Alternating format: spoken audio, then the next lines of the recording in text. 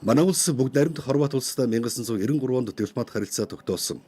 Энэ ажил бүгд найрамдах Хорват улсын гадаад хэрэг Европын сайдын түвшинд манай улсад хэрэгжүүлж байгаа анхны албан ёсны ажил юм.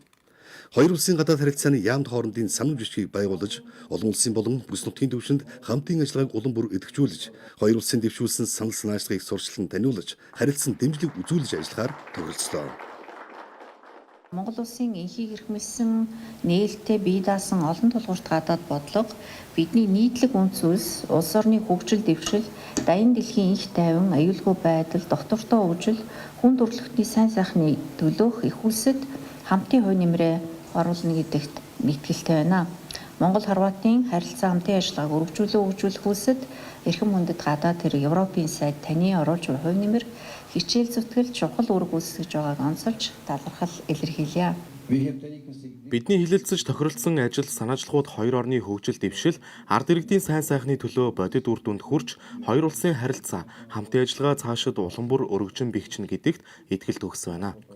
Монгол болон Хорват улсын ард түмний найрамдал, нөхөрлөл үеийн үед батчин бэхжиж, харилцаа хамтын ажиллагаа улам бүр цэцэглэн хөгжинэ гэдэгт итгэлтэй байна.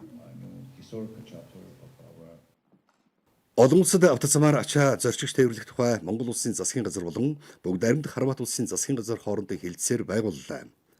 Ингэснээр хоёр улсын худалдаа эдийн засгийн хамтын ажиллагааг идэвхжүүлэх, худалдааны эргэлтийг нэмэгдүүлэх чухал суурь болох юм аа. Монголын үндэсний худалдаа аж үйлдвэрийн танхим, Хорватын эдийн засгийн танхим хоорондын харилцан ойлголцлын санамж бичиг, ойн салбарт хамтран ажиллах тухай Монгол улсын ойн газар болон бүгд найрамдах Хорват улсын Хорватын ой компани хоорондын харилцан ойлголцлын санамж бичгийг байгууллаа. Европын холбооны гишүүн орнуудын хувьд бол ойн салбараар бол ерөнхийдөө технологийн хувьд маш тэргүүлж явдаг. За Хорват улсын хувьд аваад үзэх юм бол 8000 гаруй хүмүүс одоо яг энэ улсын үйлдвэрийн ойн компанид бол ажиллаж байгаа гэсэн үг.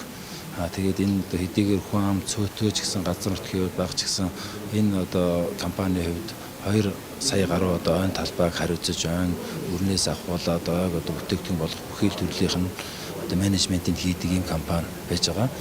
Хорват улсын бол бизнес буюу одоо Монгол улсын бизнесийг адилхан бид нар бол 30 жилийн өмнө бол шинэ нийгэмд орсон ажилтны зах зээл. Тэгээ энэ хөгжлийн тоо үзүүлэлтээр бол Хорват улс бол их амжилттай. Ялангуяа сүүлийн 4 жил бол дотоодын бүтээгдэхүүнийг хүн ногдох орлого $11,000, $21,000 руу хүрсэн амжилт нь байгаа. Нөгөө талаас бол 3 гаруй сая хүнтэй боловч 21 сая жуулчаа авдаг.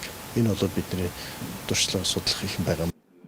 Мөн боловсролын салбарын хамтын ажиллагааг идэвхжүүлж, хоёр орны их дээд сургуулиудын хамтын ажиллагааг идэвхжүүлэх, Хорват улсад суралцах монгол оюутны тоог нэмэгдүүлэх, оюутан солилцооны хөтөлбөрийг хэрэгжүүлэхээр болсон байна. Илгээлт 2100 тэтгэл хөтөлбөрийн хүрээнд хамтран ажиллах юм аа.